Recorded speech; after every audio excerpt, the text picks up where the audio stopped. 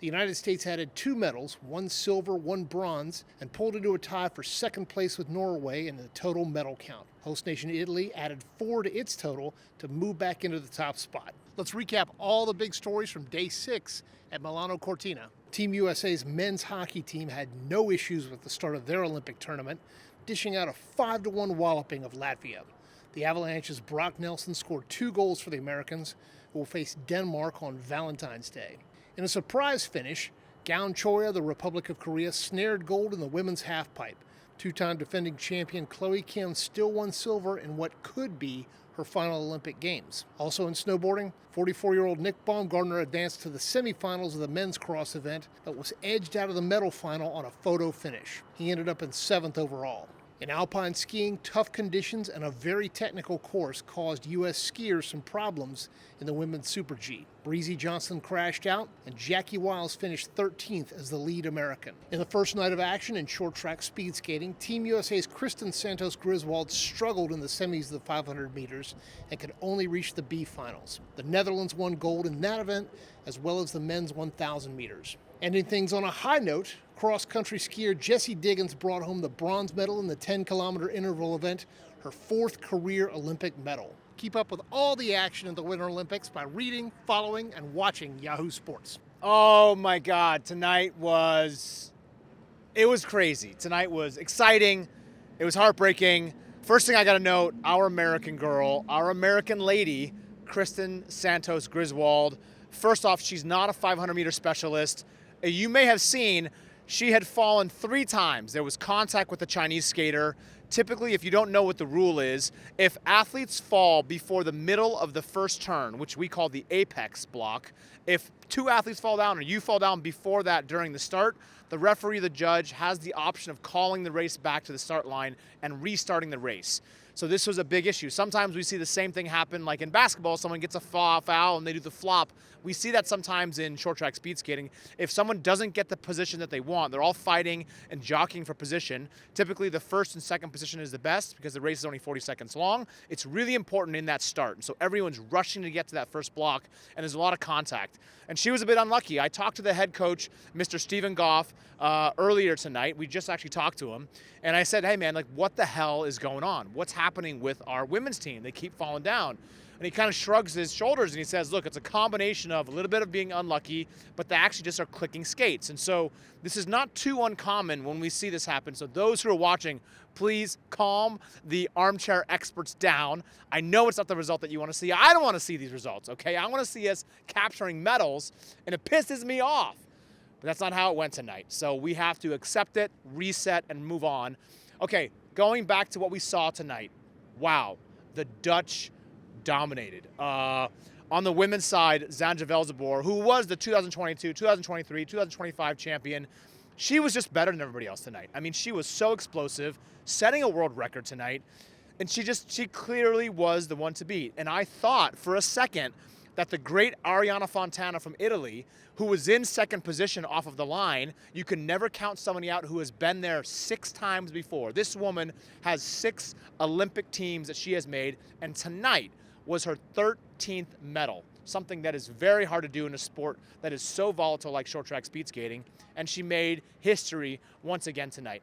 On the men's side, the 1,000 meters, this is a race that I call the King's Race. You need a bit of the 500-meter speed, you need the endurance from the 1,500 meters, and the 1,000 provides this incredible mix of both of those things. So you see specialists from both sides of the endurance and the sprint coming together. The race itself is really only about 1 minute and 20 plus seconds long.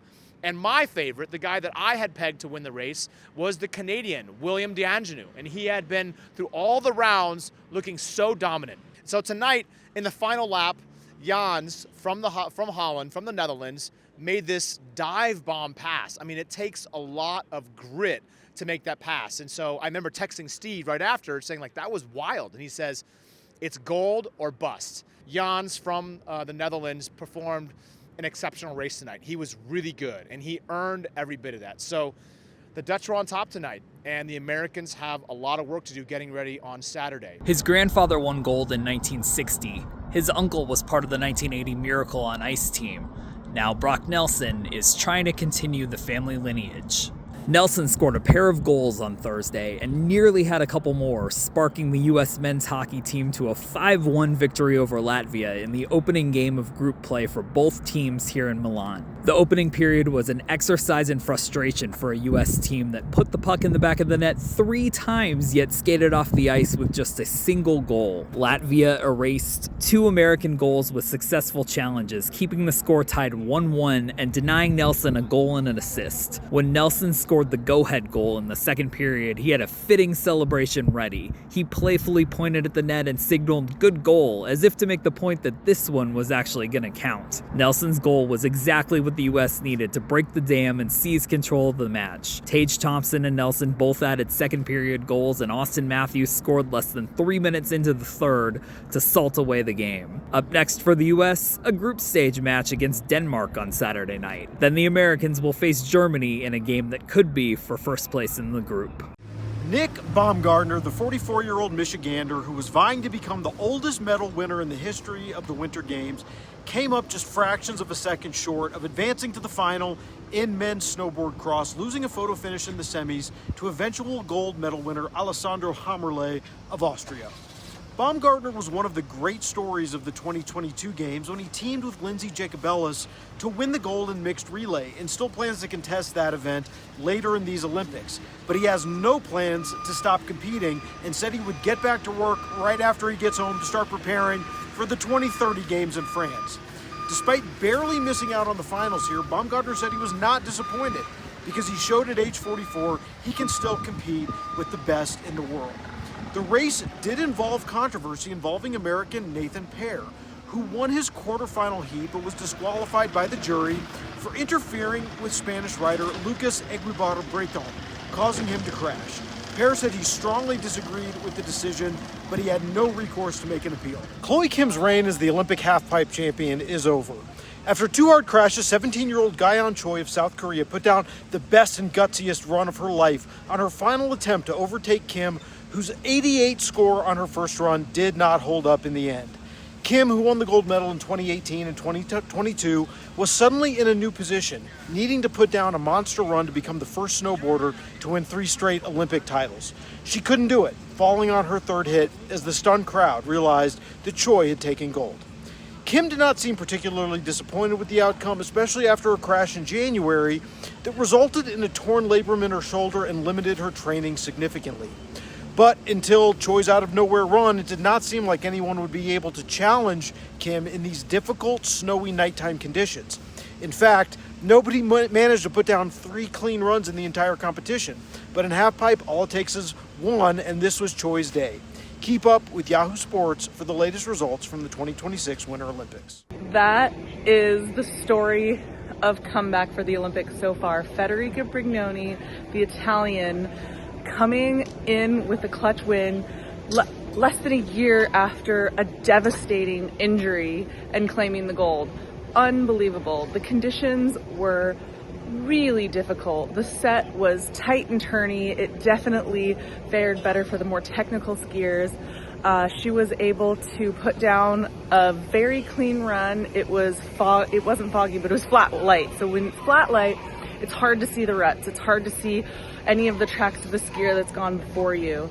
And then a few racers later, her teammate, Sofia Goggia, that is a heartbreak. She was leading at the second split, but the course was turnier. It was more suited towards the technical skiers. I think that was a little bit of a tactic there. And our American team, not the strongest in Super G, but having some great results this season.